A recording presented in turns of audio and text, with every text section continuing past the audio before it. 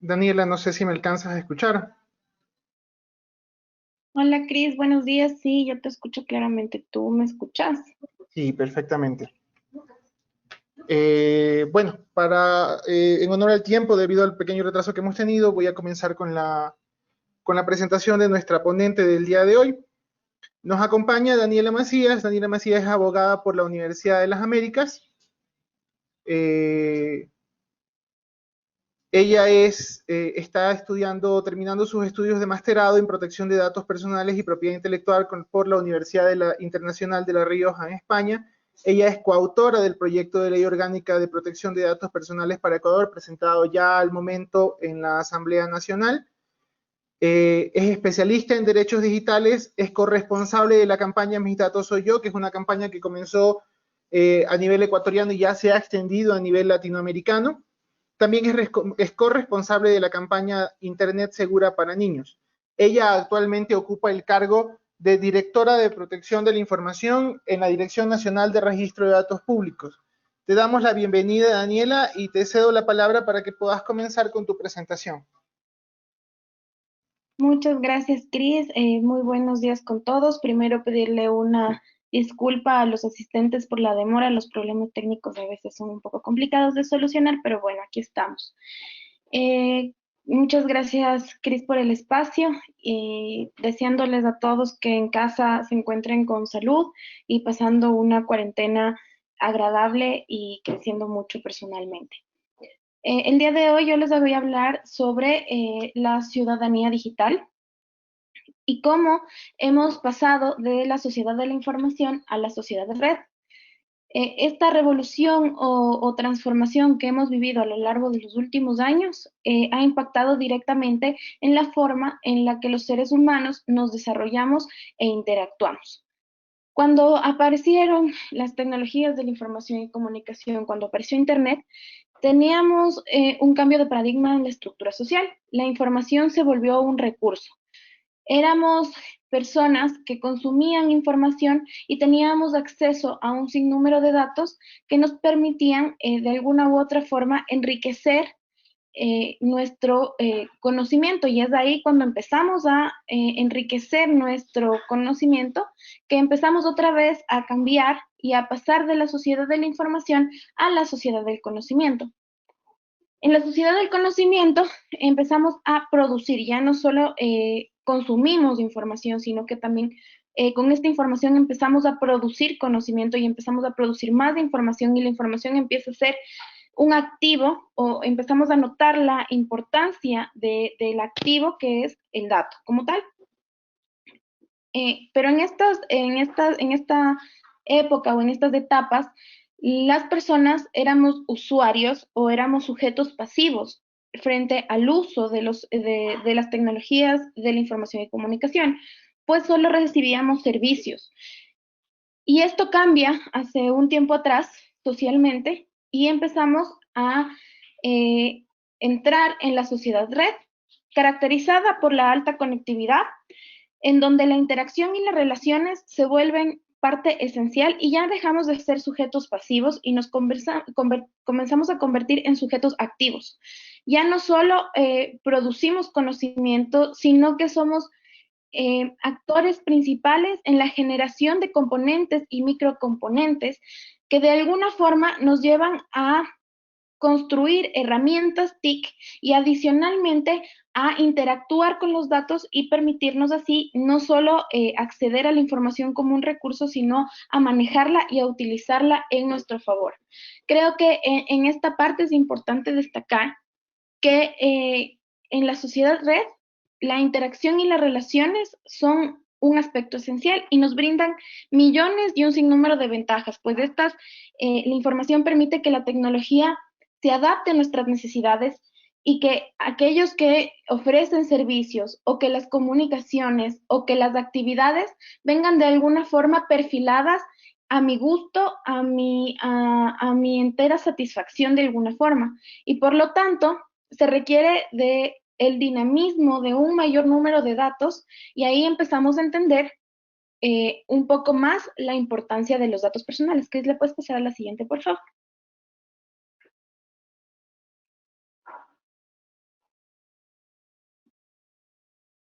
Bueno, hasta que Chris me ayude pasando a la siguiente diapositiva. Los datos personales entonces en la sociedad red se convierten en un activo digital y materia prima para el desarrollo y, y construcción, diseño, arquitectura de las tecnologías de la información y comunicación. ¿Por qué?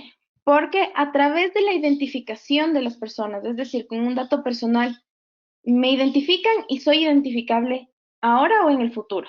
Con este perfilamiento, con esta identificación, a través de nuestra información, con estos componentes que nos hacen nosotros mismos, podemos establecer que los servicios tecnológicos y la actividad o el desarrollo de actividades tecnológicas es de alguna u otra forma personalizado. ¿Y por qué empezamos a entender un poco más la importancia de los datos personales? Porque no es que no hayan sido importantes hace tiempo, sino que ahora entendemos de alguna u otra forma más centradamente por qué son importantes. Porque hay una frase muy famosa que dice que mis datos soy yo. ¿Yo? ¿Por qué? Porque a través de cualquier tipo de información que me identifique o me haga identificable, cualquier persona que esté utilizando mi información puede ubicarme, puede identificarme. Un poco es establecer que no solo nos referimos a aquellos datos privados como el nombre o el número de cédula, sino que incluso aquellos datos inocuos, los metadatos, se convierten en datos personales porque aunque no indican mi nombre, me perfilan para que yo pueda recibir un servicio TIC. Por ejemplo, mujer de 26 años que utiliza lentes, todos esos aspectos, todas esas características se convierten en un dato personal porque al final yo empiezo, por ejemplo, a recibir publicidad en Internet sobre armazones de lentes que pueden ayudarme a mejorar mi visión. Es un ejemplo muy escueto de por qué los datos personales, eh, a pesar de que pueden parecer inocuos como el utilizar lentes, puede ser un dato importante porque posteriormente, a través del uso de este dato, alguien podría denegarme el acceso a un servicio. Por ejemplo, me pueden decir que porque uso lentes no puedo acceder a un seguro. Entonces hay que tratar de entender que los datos personales también deben protegerse. Cris, ¿le puedes pasar a la siguiente, por favor? Entonces, en esta sociedad red, los datos personales se protegen bajo esta concepción tan amplia porque nos permiten generar información. Cuando yo empiezo a unir datos de muchos lugares o de muchas bases de datos, como es lo que pasa ahora, por ejemplo, en redes sociales, yo puedo generar información, yo puedo generar conocimiento e incluso ya ahora la inteligencia artificial empieza a generar sabiduría. Es entonces importante comprender la importancia del dato y por qué yo siempre introduzco la parte de ciudadanía digital desde el conocimiento de los datos, la información y el conocimiento. Porque al final nuestros datos, y no solo en relación a cómo debemos protegerlos frente al tratamiento por empresas, por los bancos, por los administradores de redes sociales, no, sino entender el valor de nuestra información y la importancia de generar habilidades y destrezas que nos permitan cuidar a nosotros mismos nuestra información para no exponernos a ciertos peligros que traen las redes digitales en la actualidad. Entonces, aquí empiezo un poco ya a hablar de ciudadanía digital. La ciudadanía digital es eso, generar destrezas, habilidades, capacidades digitales que me permitan navegar de forma adecuada, segura y constructiva en Internet o en el uso de las tecnologías de la información y comunicación. Como lo he expuesto durante este tiempo, las tecnologías de la información y comunicación nos brindan un sinnúmero de beneficios, un sinnúmero de ventajas. Sin embargo, se convierten también en un espacio en donde las personas más vulnerables que no han generado estas habilidades, capacidades y conocimiento en cómo manejar adecuadamente la tecnología de la información y comunicación son de alguna u otra forma vulnerables frente a riesgos o peligros que están encaminados a causar daño Pero no solo este daño se da en el espacio o entorno digital, sino que este daño puede afectar incluso la vida física de las personas. Y yo me centro en los riesgos que sufren sobre todo niñas, niños y adolescentes. Cris, ¿le puedes pasar, por favor? Niñas, niñas y adolescentes son las personas que debemos proteger más frente a la actividad en línea. ¿Por qué?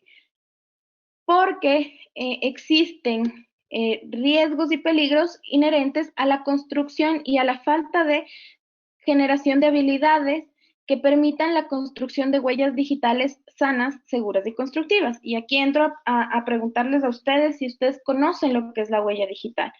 Bueno, la huella digital es el rastro que vamos dejando en el entorno digital. Esta se construye con información que nosotros generamos y aquella información que otros generan sobre nosotros. Y ahí vamos edificando nuestra identidad digital. Y aquí vamos ligando un poco el porqué de la importancia de los datos personales. La información es la materia prima y el activo digital que permite el desarrollo, construcción y arquitectura de tecnologías de la información y comunicación. Por lo tanto, los riesgos se centran en una construcción de una huella digital sana que permita, de alguna u otra forma, evitar que estos riesgos se potencien y minimizarlos, sobre todo para aquellos grupos como los de niños, niñas y adolescentes. Cris, ¿le puedes seguir, por favor? Entonces, esta huella digital, al final, lo que genera es ciertos efectos o consecuencias a corto, mediano y largo plazo. No solo en el mundo digital, como les explicaba, sino en el mundo físico. Y afecta nuestra reputación en línea. La reputación en línea es aquella opinión o aquella percepción que otras personas tienen sobre nosotros mismos en el entorno digital. Esta percepción puede ser positiva o puede ser negativa. Y como les explicaba, afecta mi vida fuera de línea y además el daño se encuentra masificado. Encontramos conductas de violencia digital que por medio de una circunstancia o de un fenómeno como el de la viralización se masifica. ¿Por qué? Y les voy a hacer una diferencia muy puntual. En casos muy conocidos sobre bullying, por ejemplo, los niños bueno, siempre creo que han vivido el tema de bullying, pero ahora como que tienen un boom un poco más fuerte porque ya somos un poco más conscientes del peligro y los daños que causa. Un niño que sufre bullying en su escuela es molestado por sus compañeros en clase. ¿Está mal? Evidentemente está mal, pero los efectos son en la escuela. Su daño y donde no se siente seguro es en ese lugar físico específico, pues llega a su casa y de alguna forma puede descansar del efecto del acoso que está percibiendo en una escuela. ¿Qué pasa con el ciberbullying? El ciberbullying no ve un espacio físico. El niño que recibe una conducta de violencia digital, que está siendo acosado, no solo se encuentra siendo acosado en un espacio específico como la escuela, sino que llega a su casa y puede conocer, percibir y sentir el daño que ha recibido en cualquier lado y ya no se siente ni seguro, ni en la escuela, ni en el parque, ni en su casa, porque además el ciberbullying trasciende de alguna u otra forma la frontera física en donde el niño se desarrolla y por lo tanto deja de percibirse seguro en ningún aspecto de su vida y muchas veces estas conductas de violencia digital que afectan su reputación, su huella digital y varios otros aspectos sociales, lo que al final acaba haciendo es que lleva al niño a una depresión tan grande que lo puede a orillar al suicidio.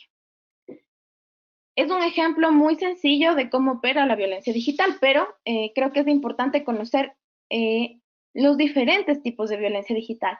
Cris, ¿puedes pasarle, por favor?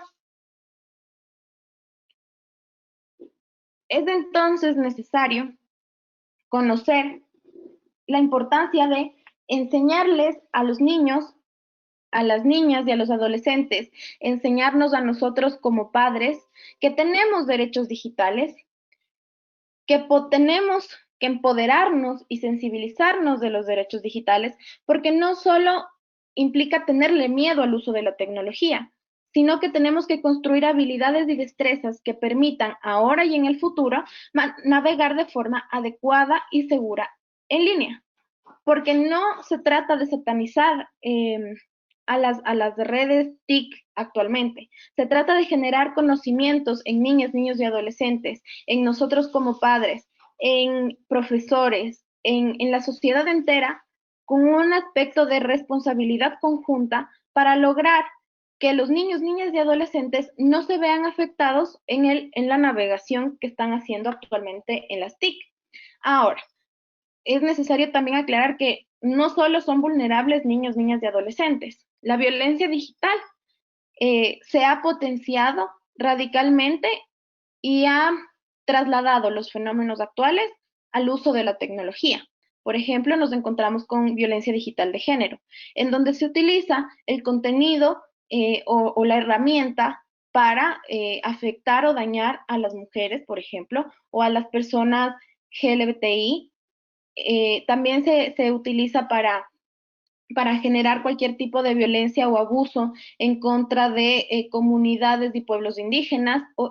Bueno, existe la violencia digital nos pone en riesgo a todos cuando no sabemos utilizarla de manera adecuada y no conocemos cuáles son nuestros derechos digitales. En este sentido, los derechos digitales son aquellos, son de dos tipos en realidad. Los derechos digitales son todos aquellos que trasladamos del mundo digital al mundo, perdón, del mundo físico al mundo digital. Pues básicamente la libertad de expresión, el derecho a la vida, el derecho a la salud, el derecho a la educación, todos nuestros derechos también se tienen que hacer efectivos en este nuevo ecosistema en el que nos desarrollamos. ¿Por qué? Porque en efecto es un nuevo entorno en donde las personas tienen tan arraigado el uso de las tecnologías de la información y comunicación que básicamente la utilizan para todos, para el desarrollo de todas las actividades.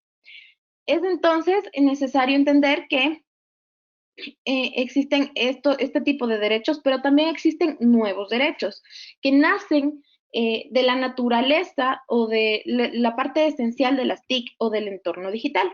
Y, por ejemplo, tenemos el acceso y uso universal a Internet, el derecho a la desconexión digital que ahora es muy famoso, el derecho a la educación digital, que son algunos ejemplos de derechos digitales que ya son propios del entorno digital y que no necesariamente los hemos traspolado del mundo físico a este nuevo entorno.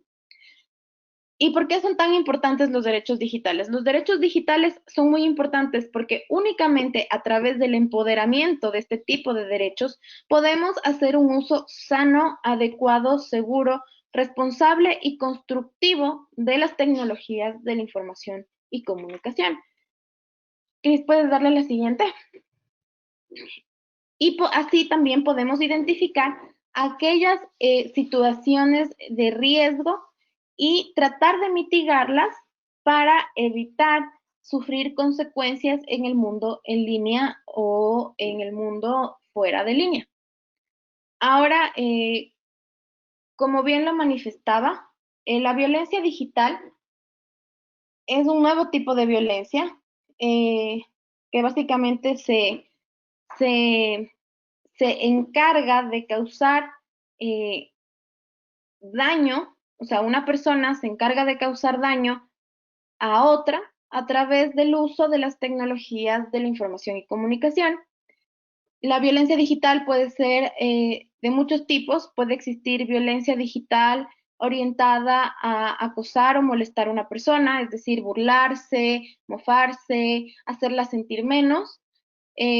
Tenemos violencia digital que está orientada a, a menoscabar la integridad sexual de las personas. Por ejemplo, tenemos conductas como el sexting, el sextortion, que son ya aspectos o acciones que de alguna u otra forma limitan mucho nuestra libertad sexual y el ejercicio de nuestro derecho a la integridad sexual. Y dentro de esta categoría de violencia digital,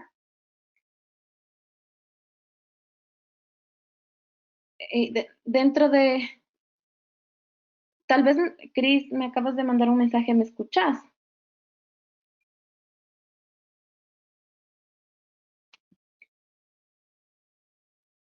Cris.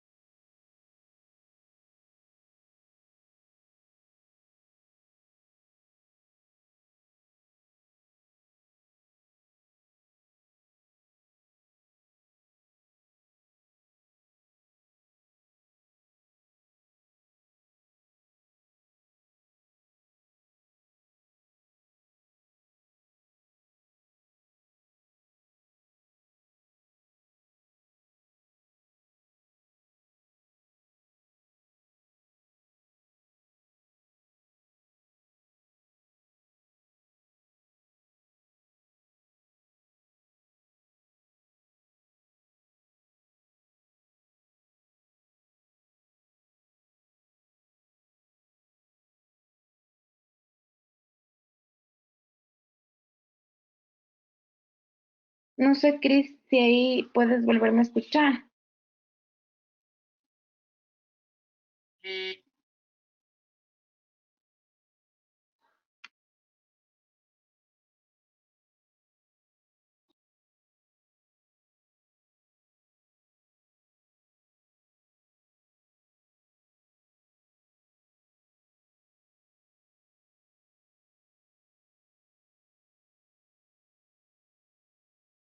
Y unos están orientados a menoscabar la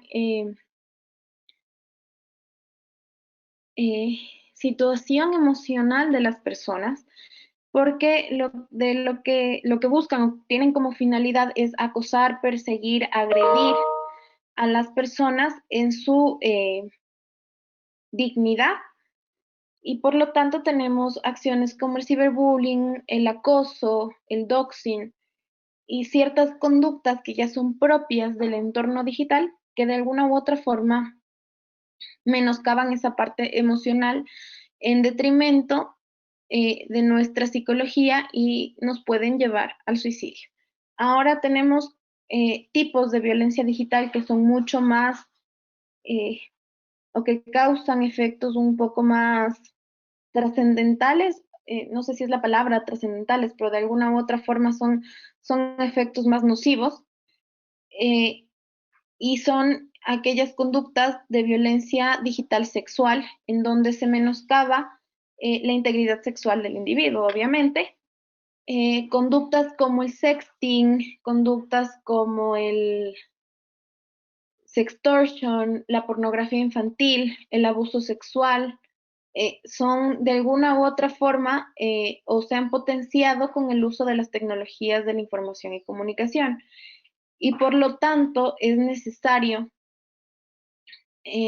generar una cultura de, de protección de la integridad humana en este nuevo entorno en donde las herramientas utilizadas de forma maliciosa pueden llegar a afectar de forma tal la vida de una persona, ya sea por la afectación de la imagen o integridad sexual en mi huella digital, o ya sea porque este abuso sexual trasciende las fronteras del entorno digital y empieza a afectar el entorno físico.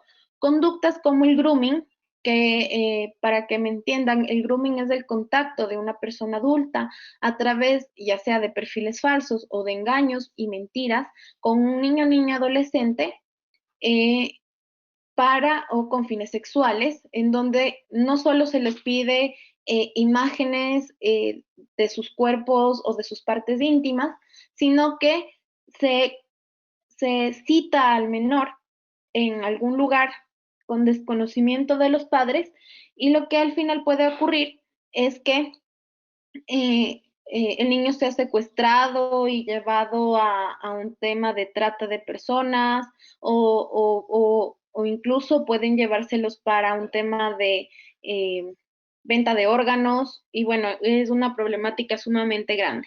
Entonces ahí un poco radica la importancia de construir un ciudadano digital competente, que pueda desarrollar sus habilidades, destrezas, capacidades en todo el entorno digital, para que su navegación y el uso de las tecnologías de la información y comunicación sea sano, seguro, constructivo, en donde no le tenga miedo a la navegación, sino que pueda utilizar estas herramientas de forma positiva y desarrolle y se eduque de alguna forma y genere un desarrollo integral en este nuevo entorno. Voy a terminar diciendo que es una frase célebre, y es que todo dato es inocente hasta que le interesa a alguien. Por lo tanto, el ciudadano digital tiene que tener una cultura de datos y protegerlos y saber el valor de su información para no exponerla de manera inadecuada y así ejercitar sus derechos digitales. Muchas gracias y disculpen los inconvenientes técnicos.